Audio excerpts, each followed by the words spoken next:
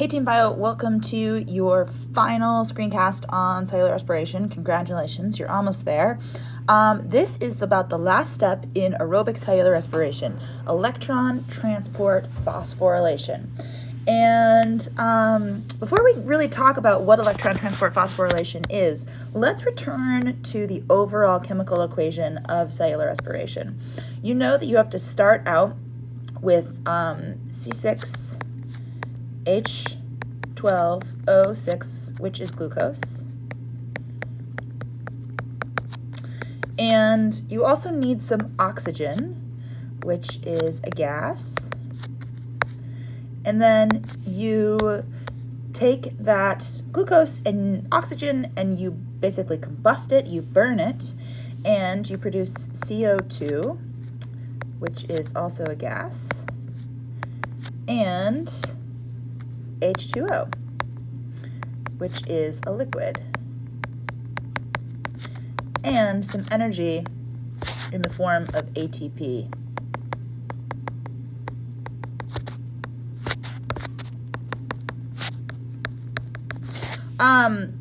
So far, we've seen glucose.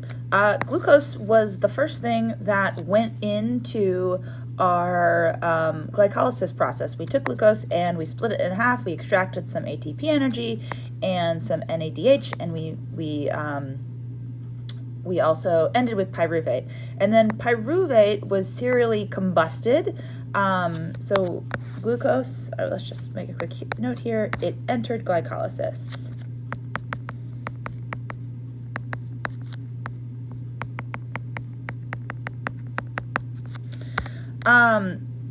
And then as it was broken down, as glucose was broken down into pyruvate and then to acetyl-CoA, and then it was serially combusted in the Krebs cycle, we produced CO2 gas. So this was produced in prep steps and Krebs cycle. So that takes care of all the carbon in our equation. All of our glucose was broken down into CO2, and this has all already happened.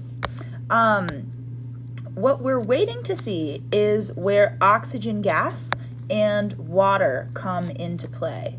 So this is what the focus of today's screencast is going to be on.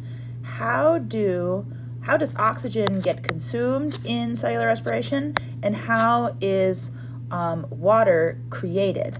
And also, how is this all converted into ATP energy? Okay, I just want to remind you of what we've created so far. So we've done glycolysis.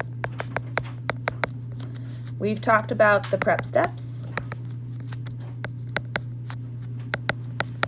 And we've also talked about the Krebs cycle. I'm going to move all this over a little bit.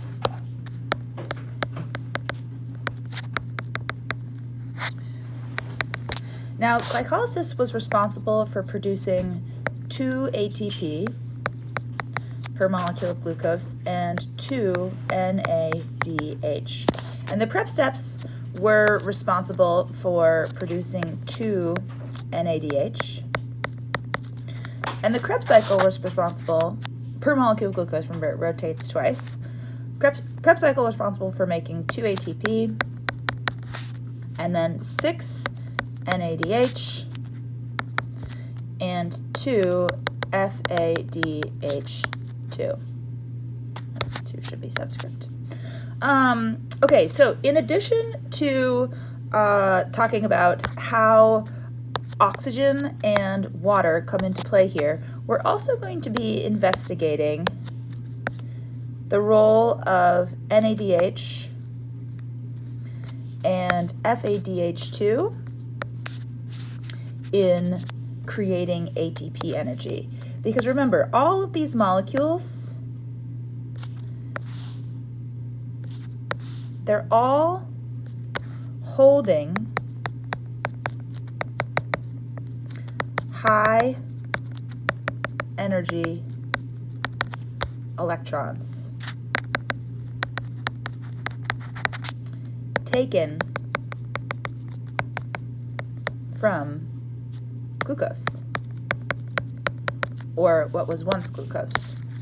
So how are these high energy electron carriers also related to this overall chemical equation and creating ATP using the energy that's stored within them? Okay, so let's get right to it. So all of this is taking place in the mitochondria, and it's occurring across the inner membrane. So that means it's including the intermembrane space here, the space between the outer membrane and the inner membrane, as well as the mitochondrial matrix, which is the space inside the inner membrane.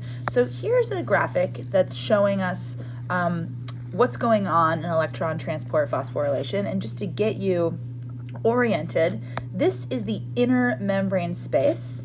This is the inner membrane. We can't see the outer membrane. It's somewhere out here.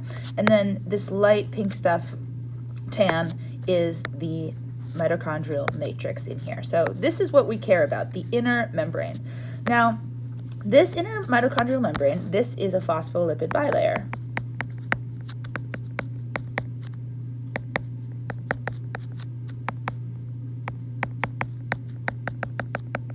And just like all bilayers, it's semi-permeable. This means it only lets some things through, and it doesn't let other things through. One of the things that it excludes from moving directly through the membrane is hydrogen ions. Hydrogen ions, they can't move through the membrane directly.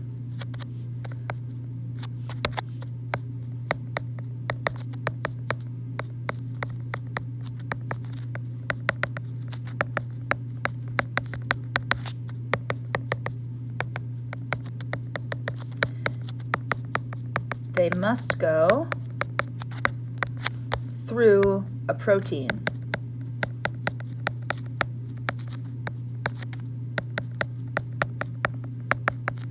In order to move.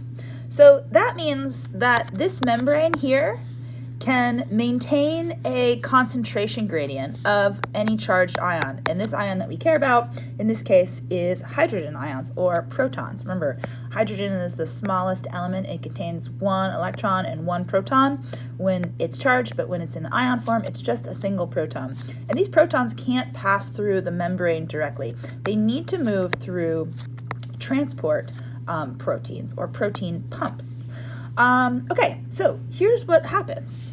NADH comes to the electron transport chain, and it drops off these little blue marbles here that have little negative signs in them. These are high energy electrons.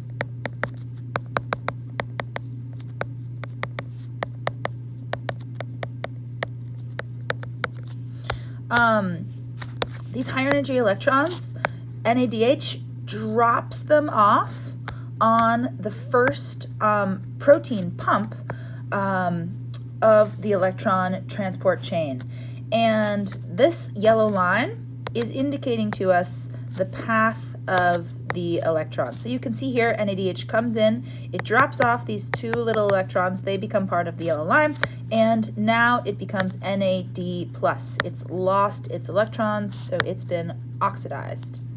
Okay, so these electrons, they're high energy. That means they can be used to do work. And the work that they do is they pump hydrogen through the membrane against its concentration gradient. So the high energy electrons are used for active transport of H+ ions across the membrane.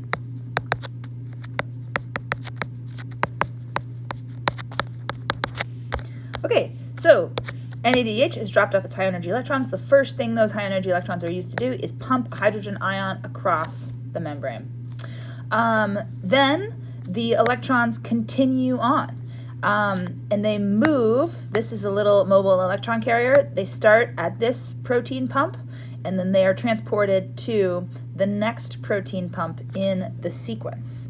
I want you to ignore this line for right now. We're just going to concentrate on the electrons from NADH. When they get to the next protein pump in the line, the same exact thing happens. The energy of the electrons is used to pump a hydrogen ion across the membrane into the inner membrane space. So we're building up a concentration gradient of hydrogen ions right here, where on the inside of the membrane, hydrogen ion concentration is very high, and inside the matrix, the hydrogen concentration is very low. Okay, the electrons continue on. They jump on another mobile electron carrier, and they're transported from this protein pump to the next protein pump in the sequence, and the exact same thing happens. So just draw another line here. This mobile electron carrier is used to pump another atom of hydrogen ion through the membrane into the inner membrane space. Okay, let's concentrate on FADH for a second.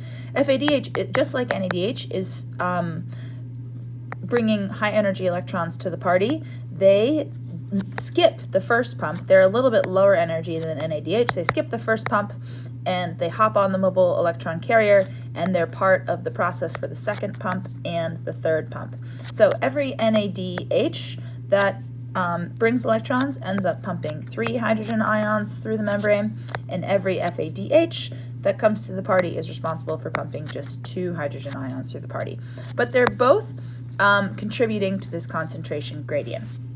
Okay, by the time the electrons have pumped hydrogen through all of these different places, now these are low energy electrons.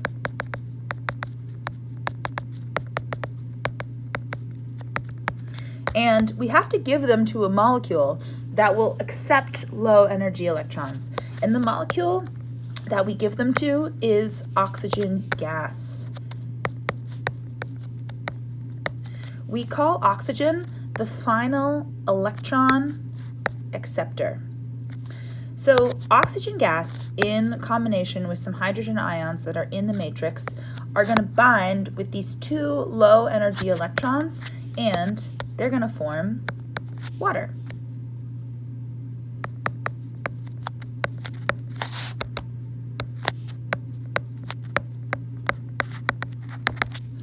And there you have it.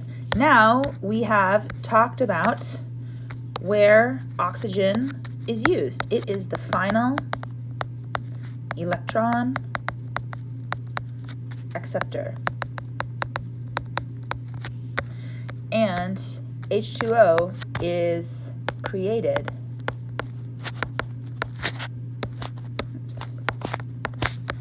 at the end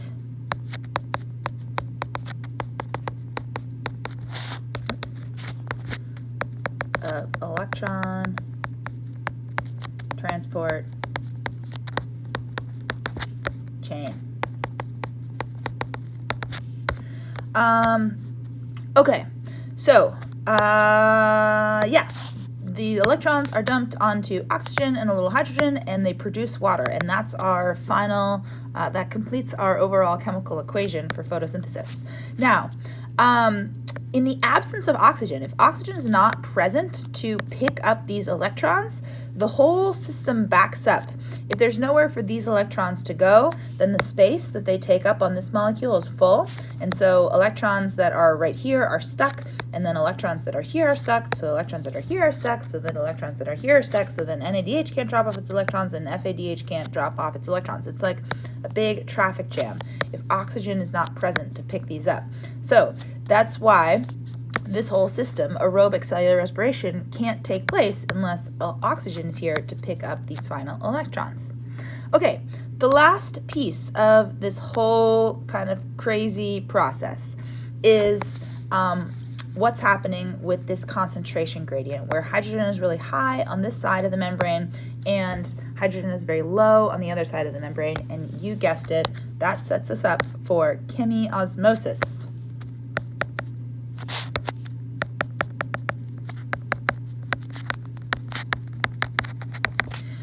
So, because there's a high concentration gradient, or there's a high concentration of hydrogen relative to a low concentration of hydrogen here, we have a gradient. And so hydrogen is going to be pushed through this molecule called ATP synthase. We've seen this before.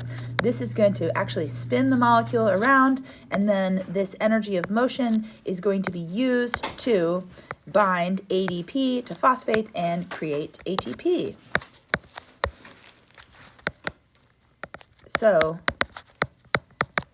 this is where all the ATP is created. And electron transport phosphorylation is responsible for making a bunch of ATP, anywhere between 32 to 34 ATP molecules per glucose. Hey, Elizabeth.